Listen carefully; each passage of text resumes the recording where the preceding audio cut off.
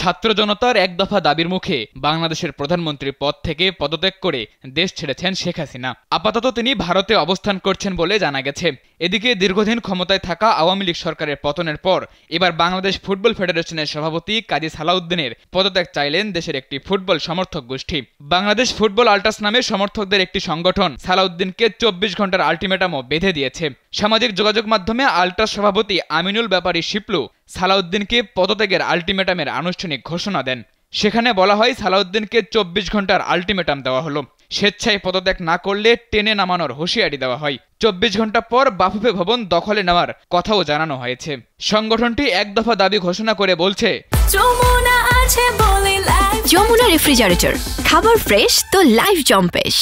বাফুফের বর্তমান সভাপতি কাজী মোহাম্মদ সালাউদ্দিন দীর্ঘ 16 বছর দায়িত্ব পালন করলেও দেশের ফুটবল উন্নয়নে তার ভূমিকা সকলের কাছেই প্রশ্নবিদ্ধ। দেশের ফুটবলে তার উন্নয়নের ছাপ নেই বললেই চলে। অন্যদিকে তার সভাপতি থাকাকালীন সময়ে ফিফার তদন্তে দোষী সাব্যস্ত হয়ে জরিমানার কবলে পড়েছেন বাফুফের জ্যেষ্ঠ সহসভাপতি আব্দুস সালাম মোরশেদি, যা দেশের ফুটবলের ভাবমূর্তি ক্ষুণ্ণ করেছে।